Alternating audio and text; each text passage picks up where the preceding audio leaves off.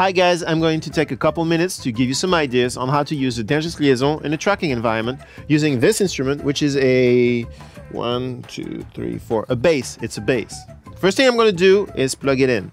I have here a Chandler LTD one, which is both an EQ and a preamp. It has a line in and a mic in and a DI in. So I'm going to probably plug into the DI. In my normal mixing setup, I would use the LTD one as an EQ maybe on something.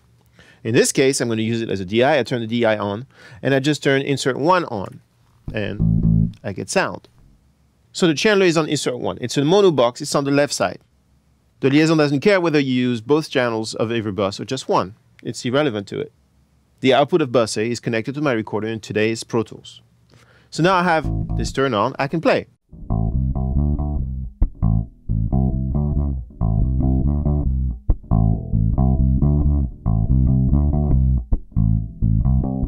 And realize that A, I'm a saxophone player, which explains the playing, and B, it's a little thin sounding. So maybe I want to use some of my inserts on my Liaison to fatten the sound.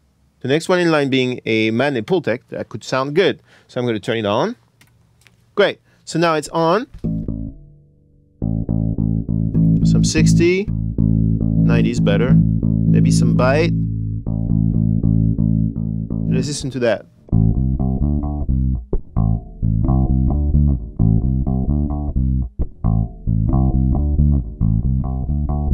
We started here.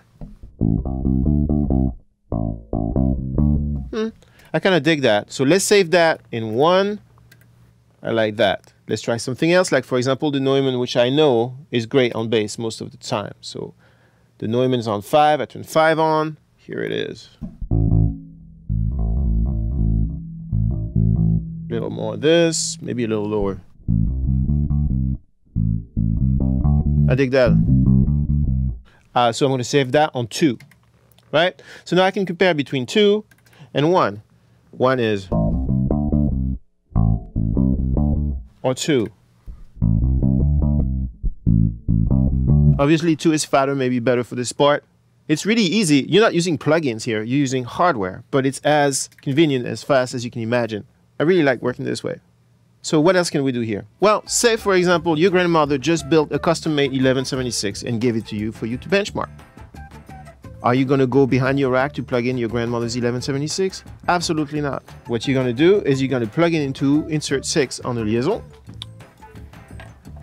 I'm going to use the left side since my whole chain was only using the left side.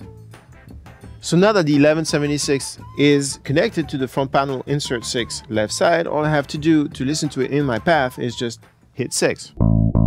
It's not on. Let's turn it on. I now have a compressor which allows me to do incredibly reprehensible things like, for example, slapping.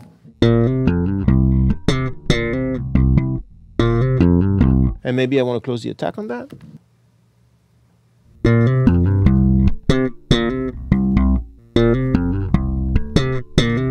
So the idea here is that having the Liaison in your tracking setup allows you to focus more on playing, or maybe learning how to play for me, and less on fudging with buttons and cables and stuff like that. It's a very practical and very creative way to work.